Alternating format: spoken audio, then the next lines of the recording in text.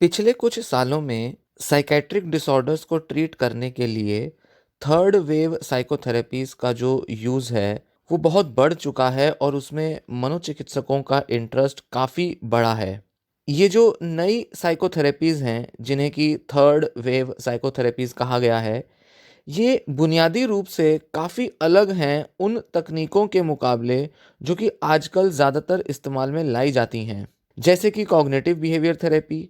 और ये जो नई थेरेपीज़ हैं, इनके सिद्धांत, इनके नियम और ये किस तरह से काम करती हैं, किस तरह से लोगों को बदलती हैं, इसके सारे पहलू बिल्कुल अलग हैं कॉग्निटिव बिहेवियर थेरेपी जैसे इलाजों के मुकाबले। Acceptance and commitment therapy third wave psychotherapies की सबसे पॉपुलर और सबसे अहम मेन थेरेपी में से एक है, या ये कह सकते हैं कि सबसे ज़्यादा कॉमनली स्टडी की जाने वाली, मतलब रिसर्च की जाने वाली और सबसे ज़्यादा अप्लाई की जाने वाली थेरेपी है थर्ड वेव साइकोथेरेपीज में। और ACT मतलब एक्सेप्टेंस एंड कमिटमेंट थेरेपी को एक बहुत अच्छे ऑल्टरनेटिव के तौर पर भी देखा जाता है CBT के, मतलब कॉग्निटिव बिहेवियर थेरेपी के। पर हिंदुस्तान से इस बारे में रिसर्च ना के बराबर छपती है और ना के बराबर थेरेपिस्ट हैं जो कि इसे अपनी डेली प्रैक्टिस में अप्लाई करते हैं। खासकर कि OCD मतलब ऑब्सेसिव कंपल्सिव डिसऑर्डर की एप्लीकेशन में तो ACT को ना के बराबर यूज़ किया जाता है। पर मैं अपनी प्रैक्टिस में ACT को रेगुलरली यूज़ करता हूँ। मेरा ऐसा हमेशा से मानना रहा है कि CBT के अधूरेपन को, CBT की कमियों को पूरा करती है ACT। हालांकि ACT में भी अपनी कुछ कमियां हैं, पर ACT सबसे अच्छा सब्स्टिट्यूट और अल्टरनेटिव है CBT का। इनफैक्ट इसे सप्लीमेंट किया जाना ज़रूरी है, ना कि इसे पूरी तरह से सब्स्टिट्यूट करना चाहिए। यहाँ पर मैं एक केस डिस्क्राइब करूंगा OCD का, जो कि सक्सेसफुली ट्रीट किया गया था ACT के 8 सेशंस की मदद से। और ये जो रिजल्ट्स थे ये 1 से 2 महीने के बाद भी बने रहे, क्योंकि इतना ही फॉलोअप संभव हो पाया पेशेंट का।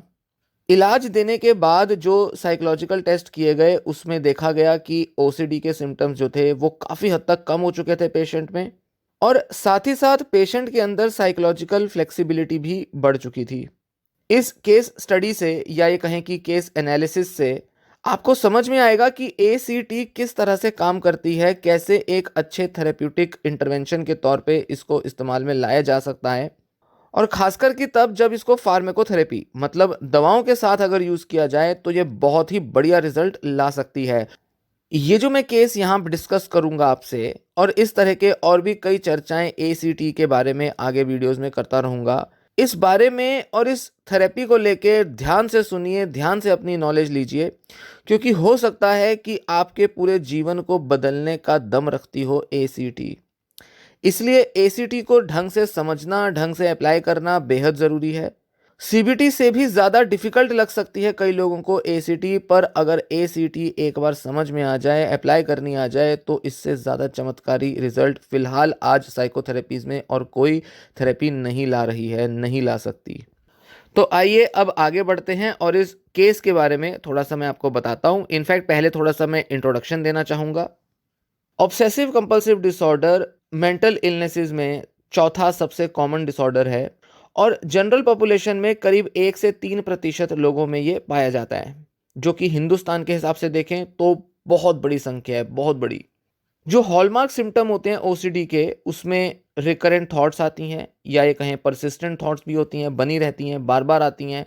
इम्पल्सेस होते हैं, अर्ज आती है, इच्छाएं उठती हैं, दिमाग में इमेजेस आती हैं जो इतनी ज़्यादा डिस्ट्रेसिंग होती हैं कि पेशेंट उसे दबाने की कोशिश करता है, और कुछ ऐसे रिपीटेटिव बार बार दोहराए जाने वाले मेंटल या बिहेवियरल एक्ट्स करता है जिन्हें कंपल्जन्स कहा जाता है। तो thoughts, images, impulses, urges, ideas, ये तो हो गए ऑब्सेशंस, और उनको हटाने के लिए मेंटल या बिहेवियरल एक्ट्स हो गए कंपल्जन्स।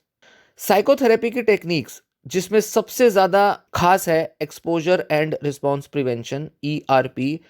इसका बहुत सॉलिड बेसिस है कि ये OCD को ट्रीट करने में यूज़ किया जा सकता है, और ये बहुत अच्छे रिजल्ट्स लाती है टेक्निक।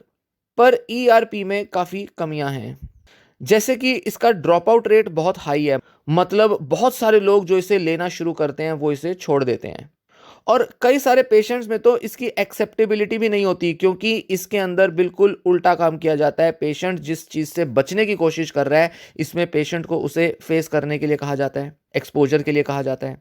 तो दोनों तरह से ड्रॉप आउट रेट भी बहुत ज़्यादा है। बहुत सारे पेशेंट 1 या 2 सेशन से ज़्यादा ईआरपी के इलाज को कंटिन्यू कर ही नहीं पाते, और कुछ लोग जो थोड़े आगे बढ़ भी जाएं पर वो भी बहुत रिलेक्टेंस, मतलब बहुत हिचक रखते हैं, बहुत ज़्यादा बचते हुए दिखाई देते हैं इस इलाज से। पर हाल ही के कुछ सालों में थर्ड वेव साइकोथेरेपीज में बहुत ज़्यादा इंटरेस्ट आया है डॉक्टरों का, क्योंकि ऐसा दावा किया जा सकता है कि बहुत से साइकेट्रिक डिसऑर्डर्स को ट्रीट किया जा सकता है इन थेरेपीज की मदद से। फर्स्ट वेव साइकोथेरेपीज थी साइकोडायनामिक थेरेपीज, जो कि 1950 से पहले के आप कह सकते हैं दौर में ज़्यादा पॉपुलर थी। सेकेंड वेव साइकोथेरेपीज थी जो कि हम कहेंगे 1960 और उसके बाद के दशकों में देखने में आई, जिसमें बिहेवियर थेरेपी और कॉग्निटिव थेरेपी होती हैं। और अब आ रही हैं थर्ड वेव साइकोथेरेपीज, जो हम कह सकते हैं कि 21वीं सदी में अप्लाई की जाने वाली, इम्प्लीमेंट की जाने वाली रेवोल्यूशनरी थेरेप्यूटिक टेक्निक्स हैं। ये जो नई थेरेपीज हैं ये फंडामेंटली बिल्कुल अलग हैं उन सभी टेक्निक्स के मुकाबले जो कि आज इस्तेमाल में लाई जाती हैं, मतलब कॉग्निटिव बिहेवियरल थेरेपी की टेक्निक से। जो ट्रेडिशनल सीबीटी है वो तो इस बात पर फोकस करती है कि एक पर्सन के थॉट, बिहेवियर, एक्शंस को पूरा एनालाइज किया जाना चाहिए, और जस्ट एकदम पहले हमारे विचार या एक्शन से जस्ट एकदम पहले क्या हुआ उसे समझना ज़रूरी है ताकि सीबीटी को किया जा सके। और इसी तरह से ऑब्सेसिव थॉट को बदला जाता है। पर थर्ड वेव थेरेपीज में रिस्पॉन्स पर फोकस किया जाता है, मतलब अपने विचारों, अपने एक्शंस, अपने फीलिंग्स को हम किस तरह की प्रतिक्रिया देते हैं इस पर बेस किया जाता है थर्ड वेव थेरेपीज को। थोड़ा सा इसे समझना होगा, थोड़ा सा इसे जानना होगा कि ये फ़र्क किस टाइप का है। हालांकि इस वीडियो में मैं थोड़ा सा ही बताऊंगा इस बारे में, पर आगे आने वाली कुछ वीडियोस में और कुछ अन्य वीडियोस में मैंने इस बारे में डिटेल में चर्चा की हुई है या करता रहूँगा। तो थर्ड वेव थेरेपीज फोकस करती हैं कि हमारा रिस्पॉन्स कैसा है, मतलब हम ऑब्सेसिव थॉट और उससे आने वाला जो डिस्ट्रेस है उसके प्रति कैसा रवैया रखते हैं, और उसके साथ मतलब ऑब्सेसिव थॉट के साथ रिलेशनशिप कैसा बनाते हैं। रिलेशनशिप से मतलब है कि हम किस तरह से उसको लेते हैं, कितना डिस्ट्रेसिंग उसको महसूस करते हैं और कितना उसके डिस्ट्रेस के प्रति रिएक्ट करते हैं। इन सब रिएक्शंस पर फोकस है थर्ड वेव थेरेपीज। जबकि सीबीटी जो है वो एनालाइज करने पर, रैशनल थॉट लाने पर, बिहेवियर को चेंज करने पर, इन सब चीज़ों पर बेस्ड होती है, जबकि एसीटी इस पर बेस्ड नहीं होती, इसमें रिएक्शन पर फोकस किया जाता है। एसीटी सबसे ज़्यादा कॉमन है थर्ड वेव थेरेपीज में। मेंटल हेल्थ स्पेशलिस्ट में, एक्सपर्ट्स में तो खासकर बहुत ही ज़्यादा पॉपुलर है ये एसीटी, और इसमें बहुत ज़्यादा इंटरेस्ट बढ़ता जा रहा है डॉक्टरों का। और खासकर ओसीडी के लिए तो ये कई मामलों में चमत्कारी भी साबित हो रही है। हाल ही में एक सिस्टमैटिक रिव्यू हुआ था जिसमें यह देखा गया था कि ओसीडी को ट्रीट करने के लिए एसीटी का एविडेंस बेस कैसा है और कितना स्ट्रांग है। तो उसमें यह देखा गया शोध में कि एसीटी बहुत अच्छा असर लाती है ओसीडी के सिम्टम्स में, उसकी सिवेरिटी को कम करने में हेल्प करती है। और सीबीटी और दवाओं का जो कॉम्बिनेशन है जिसमें कि बहुत अच्छे रिजल्ट्स आते हैं, उसी तरह अगर एसीटी को भी दवाओं के साथ कंबाइन करके अगर दिया जाए तो इसके भी बहुत अच्छे रिजल्ट्स आते हैं। तो आइए अब इस पेशेंट के बारे में मैं आपको बताता हूं और इस पर थेरेपी कैसे अप्लाई की गई इस बारे में थोड़ी सी ब्रीफ में आपको जानकारी देता हूं।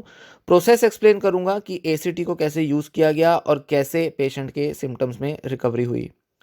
गौरव नाम का ये पेशेंट है, हम ऐसे कहेंगे, जबकि इसका असली नाम नहीं है, नाम बदला गया है। ये 33 साल का एक शादीशुदा व्यक्ति है जो जब क्लिनिक में आया तो उसने ऑब्सेसिव थॉट्स के बारे में बताया, और उससे जुड़ी जो कंपल्जन्स थी उसने बताई कि वो कहीं ना कहीं ये सारा जो ओसीडी है उसका बचपन से ही किसी ना किसी रूप में उसमें मौजूद रहा है। इवैल्यूएशन करने पर देखा गया कि पेशेंट की मदर में भी ओसीडी रहा है, और उसके जो नाना रहे हैं उनमें भी ऑब्सेसिव कंपल्सिव पर्सनैलिटी ट्रेट्स मौजूद रहे हैं। तो मदर में, नाना में ओसीडी या ओसीडी रिलेटेड पर्सनैलिटी ट्रेट्स होने की वजह से कहीं ना कहीं इस पेशेंट ने भी ओसीडी के जीन्स को इनहेरिट किया और इसे भी ओसीडी बचपन से देखने में आया। गौरव को ओसीडी का डायग्नोसिस 12 साल की उम्र में मिल गया था, और उसका जो पूरा जो कोर्स रहा है बीमारी का वो क्रोनिक रहा है, मतलब शुरू से वो इस तरह के सिम्टम्स को महसूस करता आया है जिसमें वैक्सिंग वेनिंग चलती रही है सिम्टम्स की, मतलब सिम्टम्स का आना जाना, कम होना, ज़्यादा होना, ये सब ऐसे ही चलता रहा है। जब से उसकी बीमारी शुरू हुई है तब से अब तक वो ढेर सारे सिम्टम्स से सफ़र कर चुका है, जिसमें मैजिकल थिंकिंग होती थी जो कि बचपन में होती थी, मतलब कुछ ऐसा लगता था कि मुझे ये आइडिया आया तो इससे कुछ सच हो जाएगा। कुछ बड़ा, कुछ चमत्कारी, मतलब कुछ मैजिक हो जाएगा, ऐसा लगता है। मैजिक मतलब ऐसा नहीं कि कुछ जादू हो जाएगा, मतलब कि कोई बड़ी घटना घट जाएगी अगर मैंने ऐसा सोच लिया या अगर मैंने ऐसा कुछ कर दिया या कह दिया। कॉन्टेमिनेशन के फियर्स थे, मतलब कि गंदगी का डर। कंपल्सिव हैंड वॉशिंग रही है इसको, रिपीटेड चेकिंग रही है, सिमेट्री मेंटेन करने की नीड रही है, परफेक्शनिज्म की आदतें रही हैं। और ये सारे सिम्टम्स कई सारे कॉम्बिनेशन में देखे गए, कई सारे अलग अलग सीवेरिटी की डिग्रीज में देखे गए, और सालों साल तक किसी ना किसी तरह से ये सिम्टम्स आते जाते रहे। इस पेशेंट को क्लोमिप्रामीन से कई सालों तक ट्रीट किया गया, खास करके जब इसकी बीमारी शुरू हुई उसके बाद कई सालों तक इसको यही दवा दी गई। फिर बाद में फ्लोक्सामीन दी गई, क्योंकि उसके साइड इफ़ेक्ट्स जो थे वो कम थे। और गौरव जो है वो काफ़ी सालों से फ्लोक्सामीन के ऊपर ही है, मतलब कॉन्टिन्यूसली ले रहा है। और शायद ही कोई ऐसा टाइम रहा है जब उसने दवा छोड़ी हो या डॉक्टर ने उसे दवा छोड़ने के लिए कहा हो। और ऐसे में कई बार डोज की एडजस्टमेंट हुई है, जब भी उसके सिम्टम बढ़ते थे डोज बढ़ती थी, सिम्टम कम होते थे तो डोज उसकी मिनिमम हो जाती थी या बहुत ना के बराबर हो जाती थी। 150 mg फ्लोक्सामीन से वो काफ़ी अच्छा मेंटेन कर रहा था। 2 महीने पहले तक तो सब ठीक था, पर उसकी कंडीशन खराब हो गई। गौरव को बहुत ज़्यादा तेज़ एंग्जाइटी होने लगी, उसको कॉन्टेमिनेशन के फियर्स बहुत ज़्यादा परेशान करने लगे, उसको लगने लगा कि वो बीमार पड़ता जा रहा है या बीमार पड़ जाएगा। और ऐसे में उसमें कंपल्सिव हैंड वॉशिंग देखने में आई। ये सारे जो सिम्टम्स थे ये कोविड-19 पेंडेमिक के बाद और भी ज़्यादा बढ़ गए, खासकर कि जब उसको पता चला कि उसके इलाके में आसपास इन्फेक्शन फैल रहा है, तब तो उसके सिम्टम्स ये ओसीडी के ज़्यादा ही बढ़ गए। इन सब इश्यूज़ की वजह से उसे काफ़ी परेशानी हो रही थी, वो बहुत दुखी था। और ऐसे में उसकी जो प्रोफेशनल और फैमिली लाइफ थी उसमें भी इंटरफेरेंस हो रही थी। गौरव ने अपने काम में लापरवाही बरतनी शुरू कर दी, वो कमिटमेंट पूरे नहीं करता था। मीटिंग्स के लिए तो घर से निकलता ही नहीं था, बावजूद इसके कि लॉकडाउन्स हट चुके थे। और ऐसे में उसके सैलरी से काफ़ी पैसा कटने लगा। वो अपने माँ बाप को भी विजिट नहीं करता था, जो कि बहुत बूढ़े हो चुके थे, इस डर से कि कहीं उनको कोविड ना हो जाए। और ऐसे में 8 महीने तक उसने एक भी विजिट अपने बूढ़े माँ बाप को नहीं दी थी। उसके अपनी बीवी से और अपने सास ससुर से बहुत ज़्यादा आर्ग्यूमेंट्स होते थे, क्योंकि वो उन्हें बार बार क्रिटिसाइज़ करता था, धिक्कारता था कि वो ठीक से प्रिकॉशंस नहीं ले रहे हैं, वो बीमारी से बचने के सही तरीके यूज़ नहीं कर रहे हैं। इन सब वजहों से उसकी कंडीशन बुरी होती गई और उसकी रिलेशनशिप्स और उसकी क्वालिटी ऑफ लाइफ बहुत बदतर हो गई। जब वो क्लिनिक में आया तो ऐसा पाया गया कि उसे सिर्फ ओसीडी ही था और उसे कोई मूड डिसऑर्डर मतलब डिप्रेशन नहीं था। फिजिकल एग्जामिनेशंस भी हुई थी उसकी, साइकेट्रिस्ट ने की थी, उनमें भी कुछ खासा निकल के नहीं आया। और कोई भी लेबोरेटरी इन्वेस्टिगेशंस में कुछ भी बड़ा निकल के नहीं आया, सिर्फ यही इस्टेब्लिश हो पाया कि उसे ओसीडी है जो बढ़ चुका है। क्लाइंट से कंसल्ट करने के बाद ऐसा डिसाइड किया गया कि चलो एसीटी करते हैं, उसको एक थेरेप्यूटिक इंटरवेंशन के तौर पे देते हैं, जिससे कि ओसीडी के सिम्टम्स को कम किया जा सके। एसीटी को क्रोनिक डिसऑर्डर्स के केस में दिया जाना काफ़ी हेल्पफुल होता है। और ये जो गौरव के साथ जो डिसीजन था ये भी इस बेसिस पे लिया गया कि अब वो काफ़ी टाइम से दवा तो ले ही रहा है और उसने सीबीटी भी ली है कई बार, जो कि ऑन एंड ऑफ उसके लिए हेल्पफुल रही है। और क्योंकि वो इस क्रोनिक कंडीशन से सफ़र कर रहा है, इसलिए इस बार उसे एसीटी मतलब acceptance and commitment therapy offer की गई। उसको कहा गया कि भाई ये वाली लेकर देखो एक बार थेरेपी, क्योंकि ये भी बहुत एफिकेशियस है, मतलब इसके भी बहुत अच्छे रिजल्ट्स आते हैं। और जैसे सीबीटी, ईआरपी ये बहुत इफेक्टिव रहे हैं, एविडेंस बेस्ड ट्रीटमेंट्स हैं, उसी तरह से एसीटी भी एविडेंस बेस्ड ट्रीटमेंट है, मतलब इस पर रिसर्च भी हुई है और रिसर्च ने बहुत फ़ायदा दिखाया है। साथ ही अगर दवाओं के साथ लिया जाए तो ये बहुत अच्छा असर दिखा सकती है। इनफैक्ट रिसर्च तो ये भी कहती है कि एसीटी की वजह से पेशेंट की क्वालिटी ऑफ लाइफ में और उसकी रिलेशनशिप्स क्वालिटी में ज़्यादा अच्छा असर आता है सीबीटी के मुकाबले। तो मतलब अगर सीबीटी दे रहे हैं तो सिम्टम्स तो कम होंगे, पर पेशेंट बहुत ज़्यादा शायद जीवन में सुखी महसूस ना करे। पर एसीटी लेने से पेशेंट जीवन में सुखी महसूस कर सकता है, उसको लग सकता है कि उसका जीवन पहले से ज़्यादा सेटिस्फैक्टरी हो चुका है। तो सीबीटी के मुकाबले एसीटी के क्योंकि ये भी फायदे होते हैं, जिससे कि पेशेंट की ज़िंदगी आरामदायक हो जाती है, तो इस तरह से प्रपोज किया गया कि दवाएं तो वो ले ही रहा है, साथ ही एसीटी शुरू कर दे। और 33 साल की उम्र में आके जब इतने सालों से पेशेंट ओसीडी के सिम्टम से सफ़र कर चुका था, तो ऐसे में उसके मन में ये इच्छा का उठना बहुत ही ज़ाहिर सी बात है कि अब उसे लक्षणों को दूर नहीं करना, जबकि अब उसे लक्षणों के साथ एक बेहतर जीवन जीने की तरफ आगे बढ़ना है। तो ऐसे में एसीटी तो सबसे ज़्यादा हेल्पफुल होती ही है। क्योंकि वो अब चाहता है कि अब वो वैल्यू बेस्ड लाइफ जिए, मतलब ऐसी जीवन जिए जिसमें कि वो अपने मूल्यों को, अपने जीवन के लक्ष्यों को पूरा कर सके और अपने मन मुताबिक जीवन जी पाए, बावजूद इसके कि उसको ओसीडी है और ओसीडी दूर नहीं हो रहा और ना ही शायद होगा कभी दूर। इसलिए गौरव के ट्रीटमेंट के लिए एसीटी को सबसे बेस्ट ट्रीटमेंट के तौर पे कंसिडर किया गया, माना गया। और आप आगे देखेंगे इस वीडियो के आगे कि ये डिसीजन गौरव का बिल्कुल सही निकला, बेहद प्रभावशाली निकला। गौरव को साइंस में बहुत भरोसा रहा है और वो जब एसीटी की साइंस के बारे में उसने खुद स्टडी किया तो वो और भी ज़्यादा कन्विंस हो गया कि अब तो उसे एसीटी लेनी ही है। अब उसने सीबीटी और दवाएं लेकर बहुत देख लिया, अब वो दवाओं के साथ एसीटी भी लेकर ही रहेगा। थेरेपी शुरू होने से पहले गौरव के साथ Yale Brown obsessive compulsive rating scale, जो कि आमतौर पे यूज़ किए जाने वाला एक क्वेश्चनियर होता है या ये कहें कि एक रेटिंग स्केल है, वो पेशेंट के साथ यूज़ किया गया, जिसे शॉर्ट में वाई बॉक्स कहते हैं। ये एक बहुत ही अच्छी सिम्टम चेकलिस्ट होती है जो कि क्लिनिशियन पेशेंट के साथ पूरी करता है और उसके सिम्टम्स के बारे में काफ़ी सारी रेटिंग्स लेता है कि उसकी फ्रीक्वेंसी कितनी है, डिस्ट्रेस कितना है, कितना उसकी लाइफ में वो इंटरफेयर कर रहा है। इस तरह के काफ़ी सारे रेटिंग्स लिए जाते हैं। प्रेजेंट में जो उसके सिम्टम्स थे उसमें उसके कंसर्न्स कुछ इस तरह थे कि वो बीमार पड़ सकता है, भयंकर बीमारी पकड़ सकता है, दूसरों को बीमार कर सकता है, जो कि कॉन्टेमिनेशन वाले ऑब्सेशंस हैं। बहुत ज़्यादा उसकी रिचुअलाइज्ड, मतलब आदत वाली हैंड वॉशिंग थी, बहुत ज़्यादा नहाता था वो।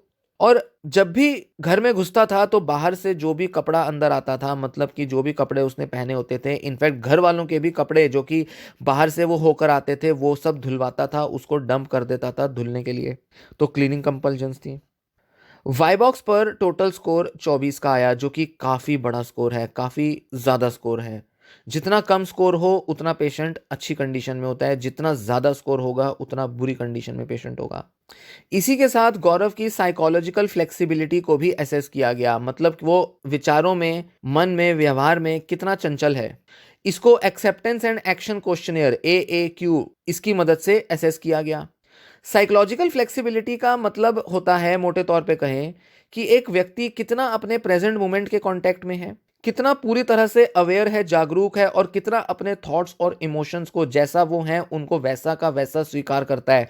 मतलब पेशेंट की एक्सेप्टेंस कितनी है, पेशेंट कितना प्रेजेंट में एक्शंस लेता है, कितना वो प्रेजेंट ओरिएंटेड है, इसको मापने का तरीका है acceptance and action questionnaire AAQ। बहुत ज़्यादा ये एसीटी को लेकर जो रिसर्च होती है उसमें यूज़ किया जाता है उसकी इफेक्टिवनेस को चेक करने के लिए।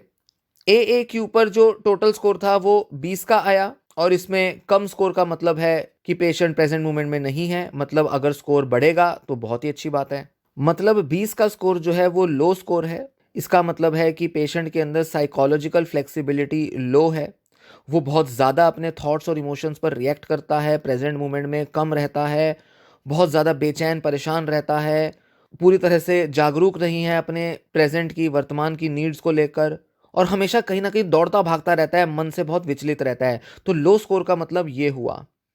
तो ये साफ तौर पे दिखाता है कि पेशेंट अपने सिम्टम्स की वजह से कितना डिस्ट्रेस में है। तो एसीटी का टारगेट क्या है? एसीटी का टारगेट है कि साइकोलॉजिकल फ्लेक्सिबिलिटी को बढ़ाया जाए, मतलब AAQ का स्कोर बढ़ जाए, और साथ ही वाईबॉक्स का स्कोर कम हो जाए, मतलब उसके ऑब्सेसिव कंपल्सिव सिम्टम्स कम हो जाएं। तो इसी तरह से पेशेंट को हम कहेंगे कि वो अब बेटर हुआ, मतलब उसका ओसीडी कम हुआ, उसकी मेंटल फ्लेक्सिबिलिटी बढ़ गई, वो अब ज़्यादा संतुष्ट है, ज़्यादा खुश है, और उसका जो सब्जेक्टिव साइकोलॉजिकल डिस्ट्रेस है वो कम हो चुका है। इससे हम इस तरह से एसेस करेंगे। अब हम बात करेंगे इंटरवेंशन के बारे में, मतलब कि एसीटी दी कैसे गई। इस बारे में अगली वीडियो में मैं आपसे बात करूंगा। अगली वीडियो को ज़रूर देखें, ज़रूर सुने कि किस तरह से एसीटी प्रोवाइड की गई और किस तरह से गौरव जो है वो एसीटी से अपने ओसीडी सिम्टम्स को कम कर पाया। ये वीडियो फिलहाल यहीं समाप्त होती है। धन्यवाद।